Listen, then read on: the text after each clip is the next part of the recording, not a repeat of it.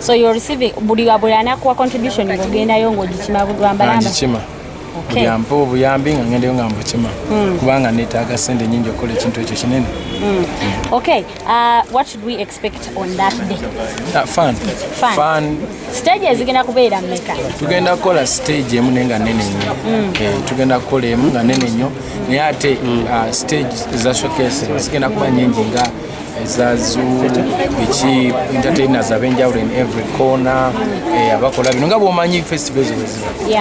Yes. First of all, main nenga stages of course zigenda kuba nyingi zenjawulo. Ekirala batugabe nti no ogenda kuba ogaba ebintu ogaba boda biki ngenda kubanga ngaba boda bisawe nituva ku TVS batuwadde boda zokugaba ayina bitwagulayo so kintu kyamaanyi babadde bagamba kyogere mu ekyo okiddemu babadde bagamba nti waliwo abazi kuwadde boda ozigabe ate yazimpadde boda abampadde era be baba aba TVS baddeyo mu kampani mwennyini so biitira oli ayina kuba nabisaanyizo ki okuwininga boda buli stage egenda kuleeta abantu babiri ababoda babiri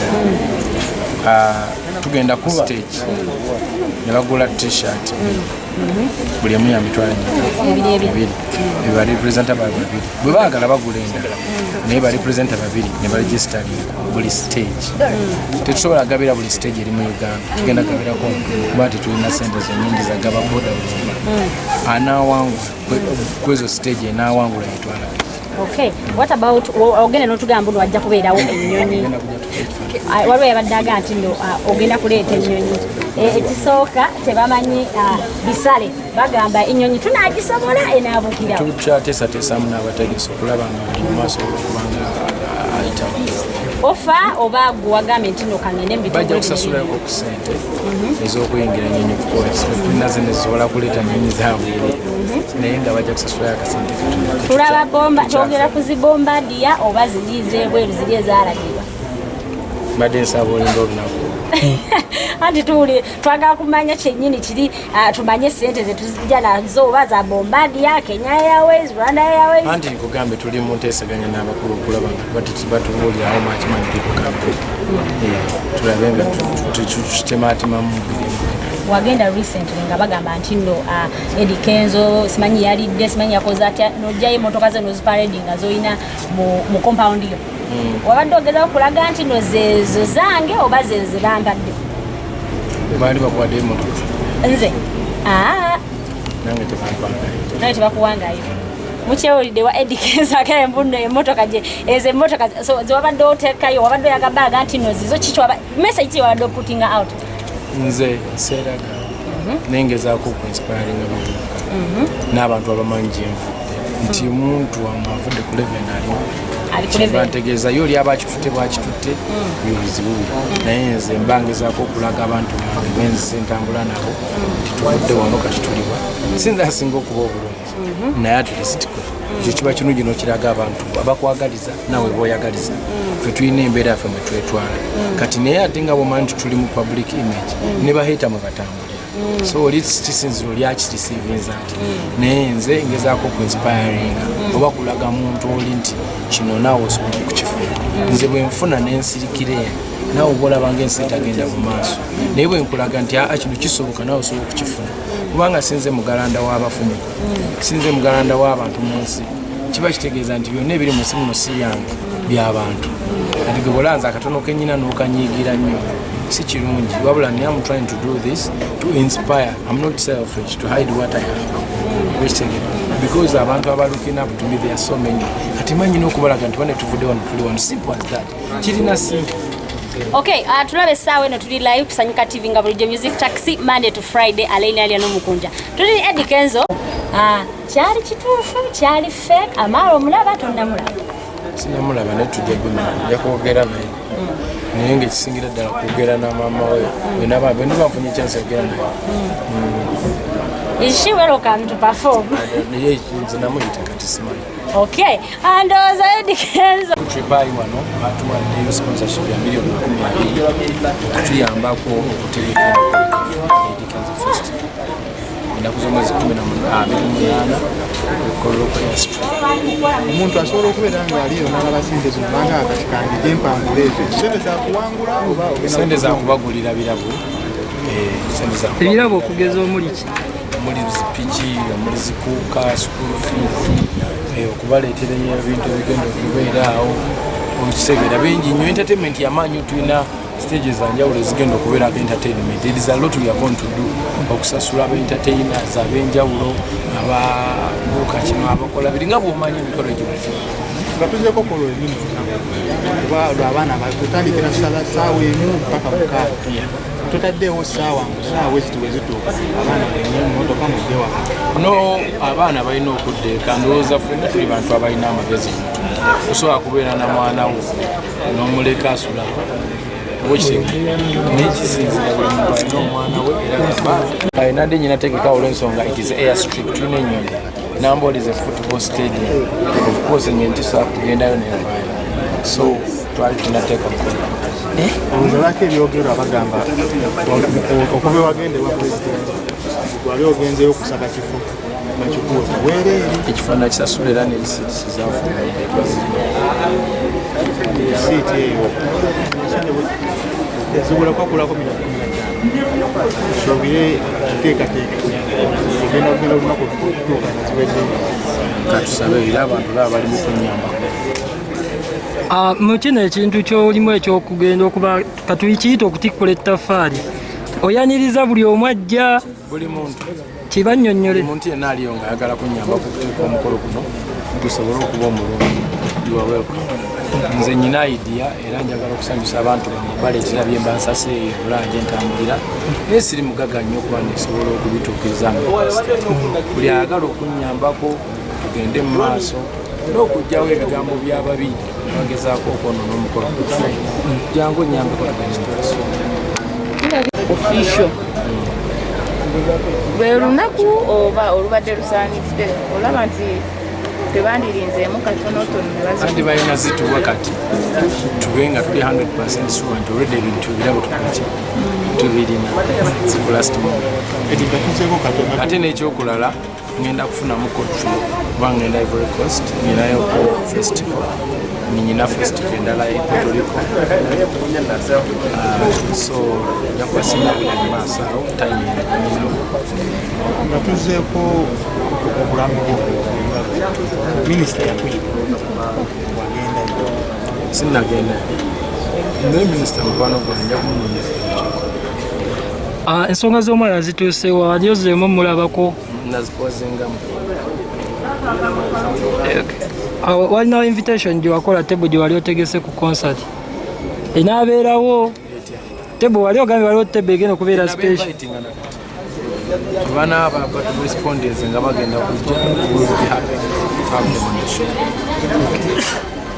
upcoming asobola okudda eyo kubaka tumita omwemi omuteyaba naatya n'agamba kyobulo kiginabeera n'abaana bonna nga kirambulula mu press conference buli muyimbi yenna ng'oyimba ng'ate oyimba bulungi si byakuba nti olowooza kwamanyi ng'oyimba bulungi ogenda kujja oregisteringe genda kuyimba era abaagala bonna okuyimba mukontakitinge Big Talent Management je musindike message wa mukubire ku simu abawandiike musobole okubanga mukufuminga olunaku olw'ejjo Galaxy yabadde eronkinga zina awards bakunominatinze mu gundi categories nyingi nnyo wazirabyeko mpadde invitation ndwakuba nadibiza saba abantu bwe bakulonde abantu bonna bali kuwagizibwa mu gwebaza nnyo naza abantu bampagidde ebbanga ddene era ensonga lwaki ndaba ndi wano n'okusobola okufuna okusoboza okutuuka ku Kololo Airstrip si buli muyimbi nti asobola oteekamu shaa amwani na million so ndi musanyufu nnyo ku lwekyo era mpita abantu bange mujje Kololo temugenda funa buzibu bwonna tuve ku bigambo ebyogerwa ababi tutambule n'ebigambo ebyogerwa abalungi mbagaliza buli kimu saba mukama bwekimusinga okwagala olunaku lwa 28 Airstrip Kololo ssanyu lyereere kulaba history kunyumirwa kyolyogera kyolinyumizaako n'abaana tweyagale nga tufuna bakuva mu bulamu bw'ensi eno twesapotinga nga tukyalibana I would be so happy. Akatalekeka mu categories zino abayimbi abamu n'abakomediani abamu bakomplaininze nga bagamba toyinza kungattika na muntu yakajja kati nga tenze naliwo kuva dda. Ensonga eyo gwogerako ki? Olaba kituufu oba kikyamu? Kubanga gwe Eddie watandika dda omwana yakajja kati mwaka gumu emabega ne bamuteeka mu kategori eyo emu naawe. Ensonga eyo gyogerako ki nga ggwe? Ensonga gyekiri mu bitabo omuntu yenna bw'aba akoze bulungi toddamu ebyo mbu ate yakajja mpozi nga bamutadde mu legendary ukitegeera n'ebino mbu artist of the year song of the year ate bw'abanga abadde song of artist of the year ate omuganda baba abadde nga alina song of the year nga oluyimba lwe lulungi omuganda obeeramu bw'abanga abadde meero kwegamba oli ne bw'abanga alina lumu tukirabye nnyo mu zigurami okitegeera omwana najja Justin Bieber yatwalako Grammy 10 n'ameka nga bagiyiza ali nominated namu. So it's all about music, it's not about ani yasooka wo.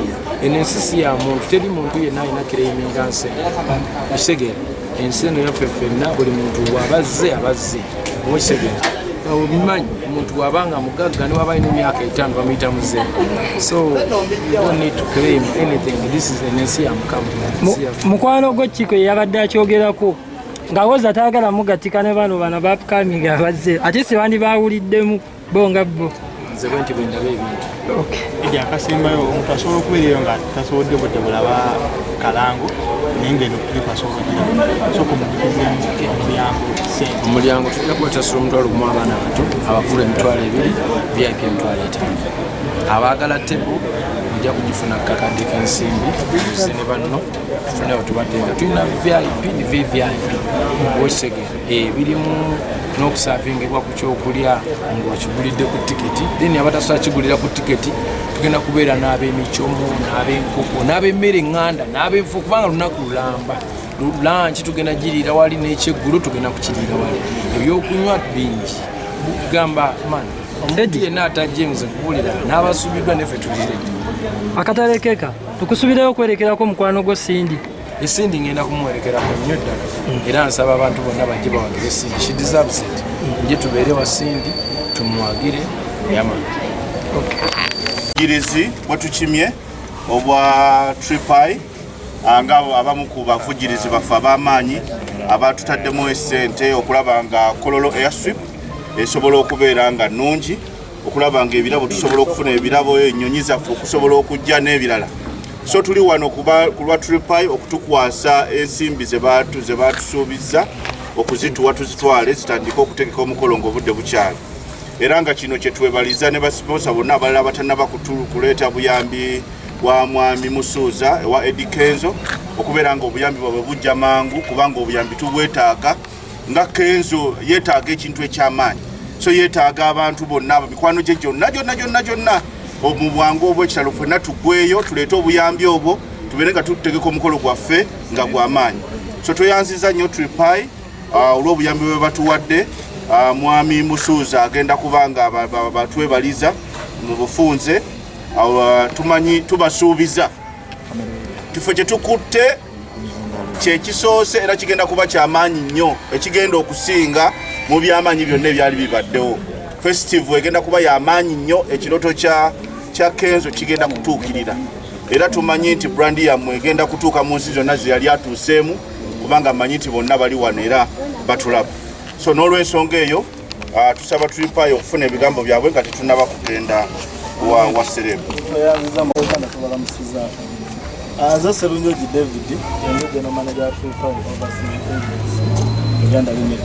Omulimu gwe tukola gwa kuyambako okufunira Bannayuganda ebirimu bweluwagwa ate nga ne Mwami Kenzo n'ayambye nnyo abavubuka.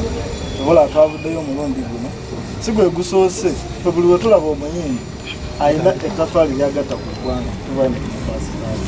So tuli basanyufu era gyasinziira wano nkuwole Bannayuganda mugende Kololo omwami ono muyambeko nnyo muvubuka munnaffe asobole okuddiza ekisaawe ekyo ate n'ebibulo byonna byonna. Tusinzidde wano ku kitebe kyaffe Makindi Lukuli tweyamba okumukwasizaako n'obukadde 20 era njasaba Mwami Musuuza tukwasa keeki eno ng'akabonero akategeeza obweyamo bwaffe n'okwongera ekikakasa tugenda kubeera naawe ku lunaku tweyanza nnyo tweyanza. kale neyanza nnyo abakulu aba Trupai Overseas Agency Uganda Limited olw'obuyambi bwe basobodde okunkuba sponsorship mu kutegeka kwange kwa festival. Ndi musanyufu nnyo mwebali okuddukira omulalo gwaffe nenebaza n'abamutegesi Events n'ettiimu yamwenna mwebali nnyo mulimu. Kino kitegeeza ekintu kinene nnyo erinze obulamu bwange ne bafaani bange na buli munnayuganda alina gwe kikwatako okulaba nolwensonga nti tugenda gaba bodaboda, tugenda gaba zikuka, tugenda gaba ebintu ebyenjawulo ezo zino zezimu ku ssente ezigenda okutuyamba okukola emikolo guno abantu tubawe ebirabo byabwe nga si byakulimba. So bambi mwebali nnyo mwebali ddala kino kintu kyemukoze kyamaanyi nnyo era naffe tujja kumekinga sure nti tuwagira mu ngeri mwebali tubalinze ku olwo tubalinze kololo tiimu yonna tujja kusanyuka nnyo nga mugidina mu kayunifomu enserabe tibe baba contributinga akasente abantu bemwatwala ebweru mu 28 bonna bwe mututta ebweru musooke mubazze nga 28 mumane mubazzeeyo tambula yammwe tukubiriza kukubiza abo abagenze ebweru nga contracts zammwe zawedde basooke bakombewo bamalirize kino bamala kati awo bamale baddeeyo mwebale nnyo kale tweyanziza kakati tugenda kufuna ebifaananyi abasobola okufuna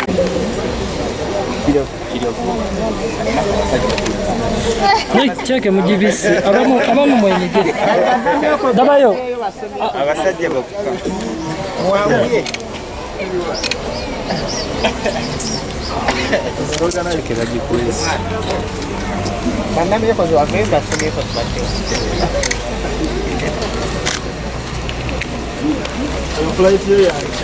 Leo gisa. Baname kozoveyo. Sema kozove ya gale.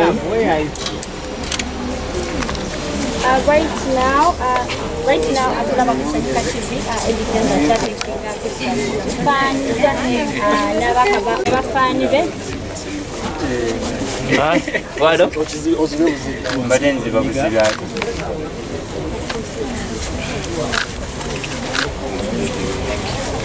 Mukimanyi nti 28 March genda kubeera wali kololo